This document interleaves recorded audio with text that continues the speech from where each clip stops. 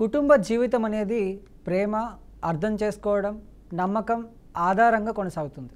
కానీ కొన్ని సందర్భాల్లో విభేదాలు అధికమై సంబంధాలు విడిపోయి ఈ దశకు చేరుకుంటాయి.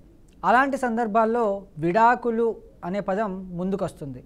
విడాకుల ప్రక్రియ, చట్టపరమైన హక్కులు, పురుషులు మరియు మహిళలకు కలిగే పరిరక్షణ అస్పష్టతమైన ఒకవేళ ఇవన్నీ గురించి స్పష్టత ఇవ్వడానికి నేడు మనతో పాటు ప్రముఖ న్యాయవాది అడ్వకేట్ మాలతి గారు ఉన్నారు. ఈ ఇంటర్వ్యూలో విడాకులు, చట్టపరమైన అంశాలు, సాంకేతిక ప్రక్రియలు మరియు వ్యక్తులకు హక్కులపై స్పష్టత చేకూర్చే ప్రయత్నం చేద్దాం. అడ్వకేట్ మాలతి గారిని స్వాగతం చెప్తాం. నమస్తే మేడం. ఇప్పుడు విడాకులు తీసుకోవడానికి ఏ చట్టాలు ఉన్నాయి? విడాకులు తీసుకోవడానికి చాలా చట్టాలు ఉన్నాయి, డిపెండింగ్ ఆన్ ద కమ్యూనిటీ. అంటే ఎవరు మతం బట్టి.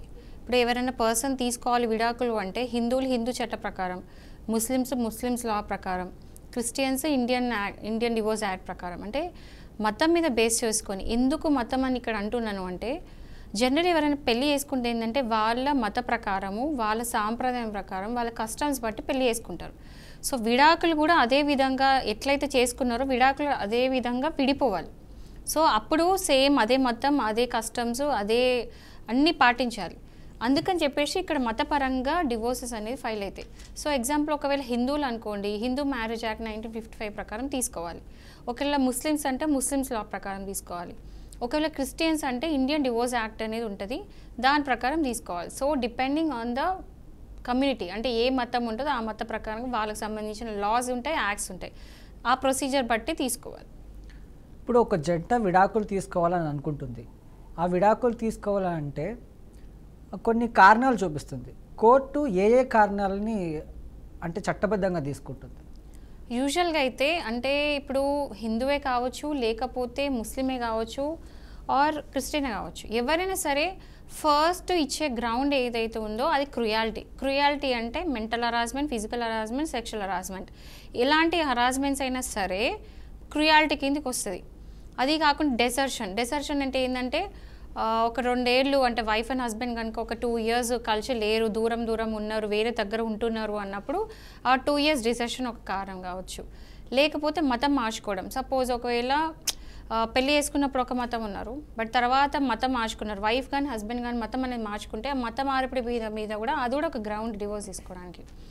అండ్ ఒకవేళ వల్నరబుల్ డిజీజెస్ ఉన్నాయి, అంటే వల్నరబుల్ డిజీజెస్ అంటే ఇంకా లైఫ్లో ఏం చేసినా కూడా డిజీజెస్, ఆ వ్యాధులు పోవు, లైఫ్ లాంగ్ ఉండే వ్యాధులు.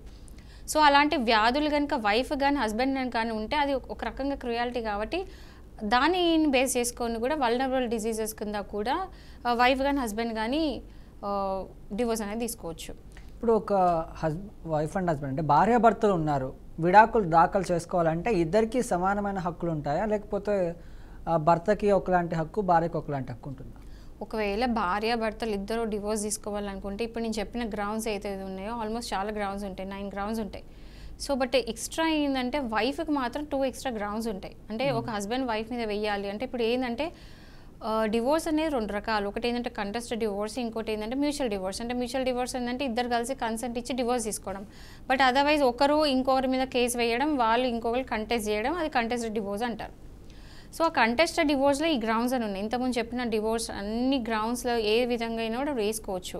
ఆ గ్రౌండ్స్లో ఇవన్నీ కాకుండా ఏంటంటే ఒకవేళ 7 ఏళ్ళు మనిషి ఎటు పోయిండో, ఎక్కడ పోయిండో, ఒకవేళ వైఫ్ కానీ హస్బెండ్ కానీ 7 years వరకు ఎటు వెళ్ళిపోయిండో కూడా తెలియకుండా ఉన్న, వేరే అబౌట్స్ వెళ్ళకుండా ఉంటా కూడా అది కూడా ఒక గ్రౌండే. సో ఇన్ని గ్రౌండ్స్లలో ఏదైనా ఒక గ్రౌండ్ మీద హస్బెండ్ వైఫ్ మీద వేయచ్చు. బట్ ఎక్స్ట్రా ఒక వైఫ్ హస్బెండ్ మీద ఏమేయచ్చు అంటే ఒకవేళ హస్బెండ్కి అంటే ఈ ముండంగా వేరే వాళ్ళతో అఫైర్ పెట్టుకోవడము అలాంటి ఏమైనా గ్రౌండ్స్ ఉంటే అది ఒక ఎక్స్ట్రా గ్రౌండ్ కింద ఇది తీసుకోవచ్చు. అతను వేరే ఏదన్నా కేసులో ఇరుక్కోవడం, అంటే వాళ్ళ వైఫ్కి సంబంధించిన కేసు ఏదైనా ఇరుక్కుంటే ఆ కేసు నుంచి బయటకు వచ్చే ఛాన్సెస్ కూడా లేవన్నప్పుడు వైఫ్ హస్బెండ్ మీద కేసు వేయచ్చు. సో ఎక్స్ట్రా గ్రౌండ్ వైఫ్కి హస్బెండ్ మీద ఉంటాయి, హస్బెండ్కి ఇన్ని గ్రౌండ్స్ ఉంటాయి, వైఫ్కి ఎక్స్ట్రా ఒక 2 గ్రౌండ్స్ ఉంటాయి. సో ఇది ఏంటంటే నేను హిందూ మ్యారేజ్ యాక్ట్ ప్రకారం చెప్తున్నాను. Same similar almost Indian divorce act అంటే క్రిస్టియన్కి సంబంధించిన యాక్ట్ కూడా సేమ్ ఉంటుంది. కొన్ని మార్పులు చేర్పులు కొన్ని ముస్లిమ్స్ లాస్ ఉంటాయి. ఎందుకంటే ముస్లిం లాలో ఏంటంటే ఒక హస్బెండ్ 4 వైఫ్స్ దాకా చేసుకోవచ్చు, 4 మ్యారేజెస్ దాకా వాళ్ళకి అలౌడ్. అదే హిందూకి ఏంటంటే ఏమంటారు మోనోగమి అంటే ఏంటంటే ఒక్కరే వైఫ్ని చేసుకోవాలి, హస్బెండ్ ఒక వైఫ్ని చేసుకోవాలి, వైఫ్ ఒక హస్బెండ్ని చేసుకోవాలి. బట్ ముస్లిమ్స్ వరకు వచ్చేసరికంటే 4 వైఫ్స్ని, 2 వైఫ్స్ని వాళ్ళు పెళ్ళిళ్ళు చేసుకోవచ్చు. మళ్ళీ Indian divorce act, Indian marriage act ప్రకారం ఏంటంటే క్రిస్టియన్స్ ఖచ్చితంగా ఒకరే వైఫ్ని చేసుకోవాలి, మోనోగమే ఉంటుంది. సో రకరకాలుగా ఉంటాయి కాబట్టి ఒకవేళ కనుక దుర్వినియోగం చేసుకుంటే, మిస్యూజ్ అంటే ఎట్లా జరుగుతుంది అంటే వాళ్ళు వేసేటప్పుడు ఫాల్స్ అలిగేషన్స్ పెట్టడం. అంటే ఒక ఎగ్జాంపుల్ ఇస్తా. ఒకవేళ వైఫ్ వచ్చి హస్బెండ్ కొట్టక ముందే కొట్టిండు అని చెప్పేసి క్రుయాలిటీ గ్రౌండ్ అని వేసి ఆమెకి విడాకులు తీసుకోవాలని ఉంది. బట్ అక్కడ నిజంగా కూడా హస్బెండ్ వైఫ్ని కొట్టుండడు, కొట్టకపోయినా కూడా కొట్టిండు అని చెప్పేసి ఫాల్స్ అలిగేషన్స్ పెట్టి, అంటే ఏమంటారు అబద్ధాలను నిజాల్లాగా చూపించడానికి ట్రై చేసి ఒక ఫాల్స్ కేసు పెడితే, అంటే ఇక్కడ ఏంది వాళ్ళు చట్టంని మిస్యూజ్ చేసుకుందాం, దుర్వినియోగం చేసుకుందామని ట్రై చేస్తున్నారు కాబట్టి అది ప్రూవ్ అయితే, ఒకవేళ కోర్టు కనుక అది అర్థమైతే వీళ్ళు రాంగ్ ఏదైతే పెట్టినో అలిగేషన్స్ రాంగ్, తప్పు అలిగేషన్స్ పెట్టారు, ఇది ప్రూవ్ చేయగలుగుతారు అన్నప్పుడు, ప్రూవ్ అయిన తర్వాత సెక్షన్ 340 ఆఫ్ IPC ప్రకారం ఏంటంటే వాళ్ళకి శిక్ష పడే ఛాన్సెస్ ఉన్నాయి. అంటే పర్జరీ అంటే ఏంటంటే వాళ్ళు మిస్యూజ్ చేస్తున్నారు చట్టంని, లాని పర్జరీ చేస్తున్నారు కాబట్టి ఆ పర్జరీ కేసు కింద వాళ్ళ మీద శిక్ష పడే అవకాశం ఉంది, ఎవరైతే ఫాల్స్ అలిగేషన్స్ ఇస్తారో వాళ్ళు. మనం కొన్ని సందర్భాల్లో ఒప్పందపరంగా విడాకులు అనే ఒక మాట వింటూ ఉంటాం. అసలు ఈ ఒప్పందపరంగా విడాకులు తీసుకునేది అంటే ఏంటి, దీని ప్రక్రియ అనేది ఎలా ఉంటుంది? ఒప్పంద ప్రకారం అంటే ఒక కాంట్రాక్ట్ మ్యారేజ్ లాగా అనుకోండి. ఎట్లా అంటే ఇప్పుడు హిందూస్కి వచ్చే వరకు ఏంటంటే మనకి ఒక పెళ్ళి అనేది ఒక ఏమంటారు సేక్రెడ్, అంటే ఏంటంటే ప్యూర్, అంటే ఏమంటారు అంటే డివైన్ లాగా, అంటే దేవుళ్ళ సాక్షిగా చేసుకునే పెళ్ళి, అంటే పంచభూతాలు సాక్షిగా చేసుకుంటారు అంటారు కదా. దాంట్లో ప్రాసెస్లు ఉంటాయి, ఇట్లా జీలకర్ర బిల్లం పెట్టడము, తాళి కట్టడము, సప్తపది అవన్నీ ఉంటాయి. అంటే ఒక కస్టమ్ అనేది పాటించి, ఒక ట్రెడిషన్ అనేది పాటించి చేస్తారు. సో అదేంటంటే ఆ ప్రక్రియ అనేది చాలా సేక్రెడ్, దాన్ని కాంట్రాక్ట్ లాగా మనం చూడం. ఎట్లా అంటే ఒక ప్రామిస్ లాగా చూస్తాం. హిందూస్ ఎట్లా చూస్తారంటే ఒక ప్రామిస్ అంటే వైఫ్ హస్బెండ్తో ఉంటా, సో అగ్రిమెంట్ లానే చూస్తారు. ఆ అగ్రిమెంట్ వాళ్ళు ఎనీ టైం ఎప్పుడైతే మనం అగ్రిమెంట్ చేసుకుంటామో కాంట్రాక్ట్ చేసుకుంటే అది ఎనీ టైం క్యాన్సిల్ చేసుకోవచ్చు. సో వాళ్ళకి ఇప్పుడు ముస్లిమ్స్కి హిందూస్కి డిఫరెన్సెస్ ఉన్నాయి. సో అంటే రకరకాలుగా ఉంటాయి కాబట్టి ఇదేంటంటే మీరు అన్నట్టు కాంట్రాక్ట్ మ్యారేజెస్ యాక్చువల్లీ లీగల్ చేసుకోవచ్చు. బట్ ఇది డిజాల్వ్ చేసుకోవాలంటే విడాకులు తీసుకోవాలి, విడిపోవాలనుకుంటే ఖచ్చితంగా లీగల్ ప్రాసెస్ అయితే పాటించాలి. అంటే ఎవరి మతపరంగా వాళ్ళు పాటించాల్సిన ప్రక్రియ వాళ్ళు పాటించాలి, ఎవరి ప్రాసెస్లు ఎవరి ప్రొసీడింగ్స్ వాళ్ళకు ఉంటాయి. సో దాని ప్రకారం వాళ్ళు వెళ్ళాలి. సో ఎవరికైనా డివోర్స్ కావాలి అంటే మీరు వెళ్ళి ఒక అడ్వకేట్ని కలిస్తే అడ్వకేట్ మీకు ప్రాసెస్ చెప్తారు ఎట్లా చేయాలని చెప్పేసి, ఎందుకంటే అన్ని మతాలకి ఒక్కొక్క రకంగా చెప్తుంది కాబట్టి. ఇప్పుడు ఇద్దరు భార్యాభర్తలు ఉన్నారు, ఇద్దరు భార్యాభర్తల్లో భర్తకి విడాకులు ఇవ్వడం ఇష్టమే కానీ భార్య 13B of Hindu marriage act వస్తుంది.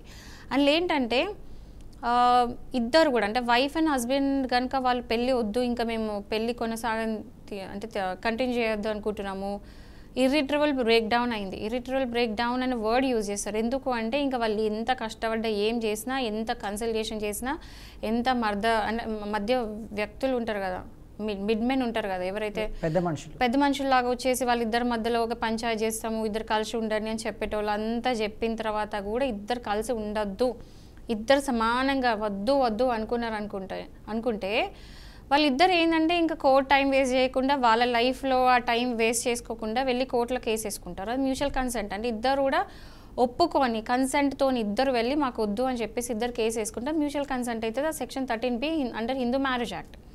సేమ్ క్రిస్టియన్ యాక్ట్ కూడా అంతే, వాళ్ళు కూడా మ్యూచువల్ కన్సెంట్ అనేది వేయొచ్చు. బట్ హిందూ మ్యారేజ్ యాక్ట్కును క్రిస్టియన్ మ్యారేజ్ యాక్ట్ ఉన్న డిఫరెన్స్ ఏంటంటే ఖచ్చితంగా వీళ్ళకి పెళ్ళై 1 year అయి ఉండాలి, క్రిస్టియన్ మ్యారేజ్ యాక్ట్కి మాత్రం ఖచ్చితంగా పెళ్ళై 2 years అయి ఉండాలి. సో మళ్ళీ ముస్లిమ్స్ కూడా 1 year అయి ఉండాలి. సో ఇట్లా ఒక టైం లిమిటేషన్ అని ఉంటుంది. పెళ్ళి చేసుకున్న వెంటనే విడాకులు ఫైల్ చేయడానికి లేదు, అట్లీస్ట్ 1 year ఆగాలి హిందువులు అయితే. సో ఇలాంటి ప్రాసెస్లు అన్నీ కూడా అంటే ఒక్కొక్క దానికి ఒకలాగా ఉంటుంది కాబట్టి అలా పాటించవలసి ఉంటుంది.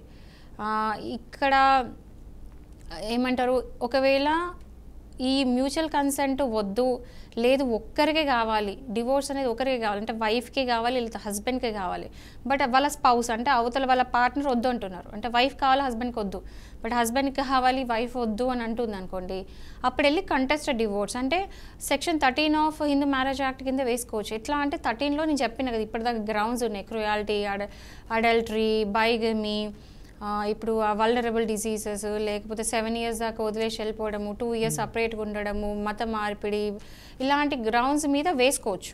ఓకేనా. సో అన్ని గ్రౌండ్స్లలో వేస్తే ఒకవేళ ప్రూవ్ అయింది అనుకోండి, అప్పుడు డివోర్స్ తీసుకోవచ్చు. బట్ ఒక్కటే ఏం తెలుసా, ఇక్కడ ప్రూవ్ చేయాలి. ఆ క్రుయాలిటీ అన్నారు అనుకుంటే క్రుయాలిటీ ప్రూవ్ చేయాలి. మతం మార్చుకున్నందుకు నేను ఇస్తా అంటే మతం మార్చుకున్నందుకు ఆ ఎవిడెన్స్ అనేది వేయాలి. ఎక్కడైనా కూడా ఎవిడెన్స్ అనేది క్రూషియల్గా ఉంటుంది కాబట్టి దాని ప్రకారం ఉంటుంది. ఓకే.